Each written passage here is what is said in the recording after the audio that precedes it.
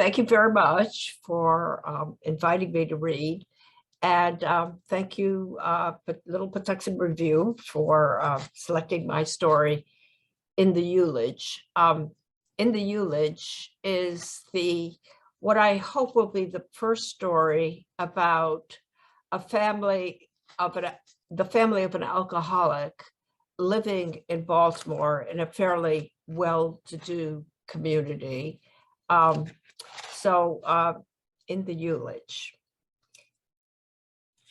Before his doorbell rang, and before he saw the jacketless boy under his porch light, and before the boy told him, "I think I've killed my mother," Teddy Holbrook had been grading the papers of his English honors class and feeling regretful about his own student days at Putnam, and regret's steadfast companion, the urge to drink. The earnestness of his students' papers had reminded Teddy of those sudden, electrifying insights he had experienced at Putnam when he was certain he would find some elixir for his adolescent inner turmoil in the world of words, where every tidbit was stewed in booze. Because somehow, brilliant writing had conflated itself with drink.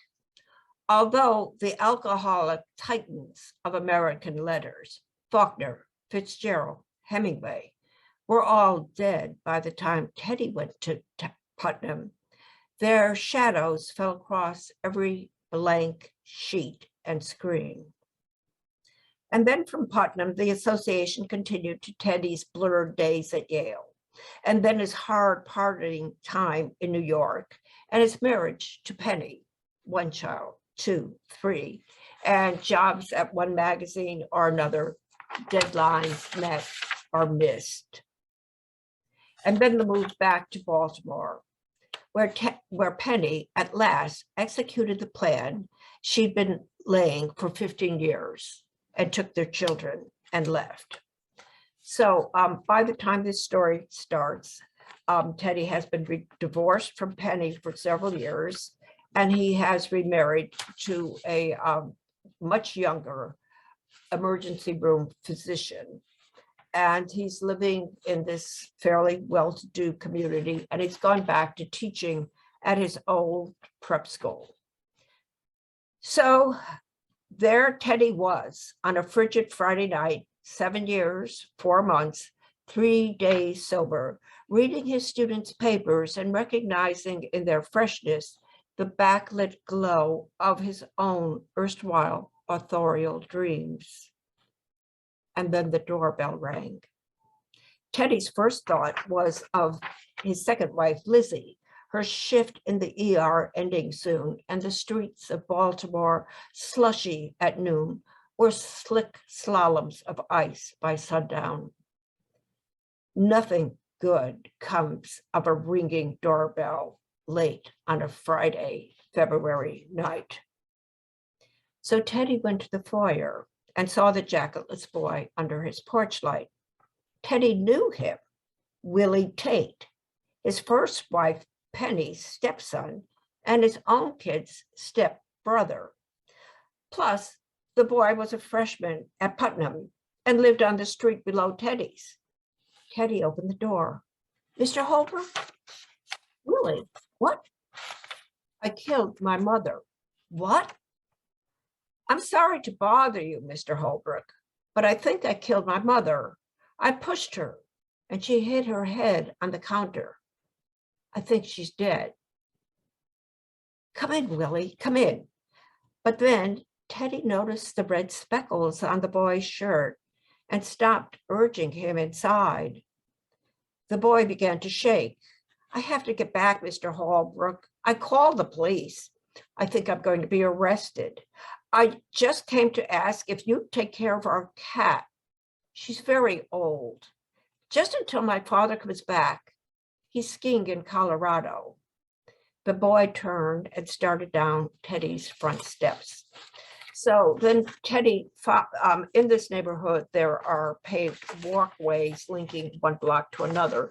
And so Teddy follows the boy Willie down to his home. And Teddy sees that the boy's mother, Betsy Tate, is in fact not dead, although she does have a very serious gash to her head. And she's also extremely drunk. So the boy, so then the police come and they realize that this is just a sort of a domestic dust up. And then they get a call for a much more serious incident, but not before they suggest that they call an ambulance. And Betsy Tate agrees to that reluctantly. So then the ambulance comes and they look at her and they suggest that she go to the hospital because she might have a concussion. And so she agrees to that too, again, reluctantly, and asks Teddy to stay with her son, Willie. Willie started to follow the gurney, but the female EMT stopped him. Sorry, no one but patients. COVID protocols. Sorry. So the boy stood there while his mother was wheeled into the night. And then he went to the window over the cluttered sink to catch a final glimpse of her. On the counter, a bottle of scotch winked at Teddy, but he looked away. She'll be fine, Willie. They'll just check her out. She'll be home soon. As though he could conjure a ghost mother from the February dark, the boy stared out the window long after the gurney was gone. She's not like this all the time, you know, Mr. Holbrook. I know. I told her I'd help her take down all the Christmas stuff. That's why I didn't go skiing with my dad. It's past Valentine's Day and we still have Christmas stuff up. It's embarrassing. So then Willie picked up a bottle of Chardonnay. It's all Mr. Chase's fault. Mr. Chase at school? The boy started to cry, but he kept holding the bottle. Mr. Chase gives us these vocabulary words, and we're supposed to use them in our essays so we can prep for our PSATs. Today's word was eulogy. I have to confess, I never heard of eulogy. Eulogy. The boy held the bottle with his arms straight out as if he were presenting a scepter. See that empty space? It's the eulogy. I'm sort of a word nerd. Vintners have to leave space in a bottle so the pressure inside doesn't make the wine burst out when it's opened. I told my mom that's where she lives, in the eulogy. I got pissed because she dropped our Christmas Village's general store. So I told her she lived in the empty space above the booze. He threw the bottle into the cluttered sink. Willie, oh, Willie. Teddy hugs him. The boy let himself be hugged, and then he pulls away and says he has to go get his retainer, which is in his bedroom. So Teddy then is left on the lower floor of the house, which is quite spacious. And he wanders into the living room, and he calls his former wife, who is married to Willie's dad, and asks to speak to him, but he's still skiing. And so Teddy and Penny chat for a while, and then Teddy notices on the mantle one of these Christmas villages, ceramic Christmas villages, and he notices that one of the buildings is broken and lying near the andiron. And he also notices that there's a whole bookcase full of books.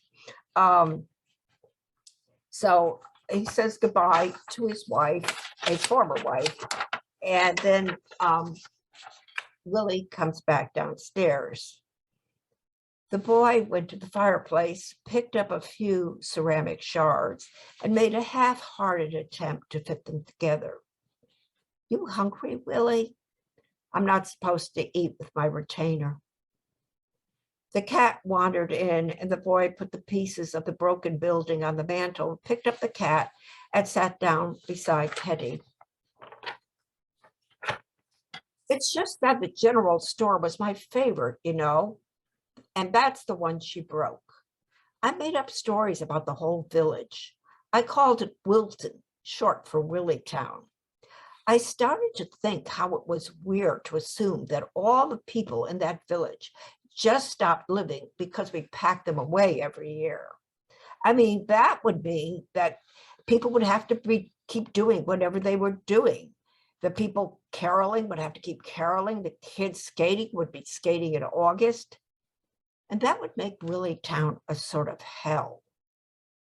And that would mean that every year we'd set up a sort of Christmas hell. So I made up stories about what the people did while they were packed away. I used sort of an omniscient narrator. So Mr. Chase is teaching you about omniscient narrators? Well, like I said, sort of. That's what got me so pissed when my mom broke the general store. Mr. Potter, he owned the store and he was the one who knew all the stories. Who better? But now who's going to tell them? Well, stories don't die, Willie. Neither did Mr. Potter, unless you want him to. After all, you created him. Well, I didn't tell you everything. See, there's this boy named Walter, and his mother's dead, and his father is building a railroad in Florida. So Walter goes to boarding school, but at Christmas, he stays with his grandmother in Wilton. And every year, Mr. Potter updates Walter on what's happened. Not everything, of course, because that would be impossible, but pretty much. Sometimes those stories are the best part of Walter's Christmas. So you're telling me that Walter comes back to Wilton for boarding school every year. He never graduates, never grows up. Well, there are some things I haven't worked out yet. That's okay, Willie. You have time. So eventually, the boy falls asleep. Beside Teddy, Willie Tate's breathing had grown rhythmic, and the boy's head drooped. But Teddy kept his arm around the boy and looked at the bookcase. It must hold hundreds of volumes, thousands of stories, millions of words. The thoughts beyond measure that those writers had conjured, the effort expended to express each thought with the perfect word, and to string all those words in exquisite sentences, and to nest each sentence in a well-proportioned paragraph, and finally to link each paragraph to another until the writer created a story that writer hoped would illuminate some reader's mind.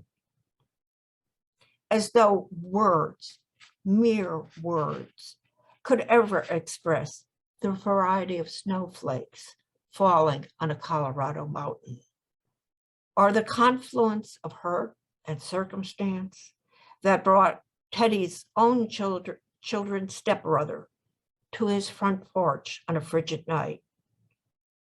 What are mere words against such mystery?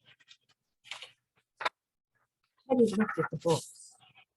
He could almost feel their words beating like sealed dreams against their covers. And he longed to take one down, open it, and escape. But he stayed on the couch, his arm around sleeping Willie Tate, feeling the boy's deep breathing and the quiet, soulful night gathering around them.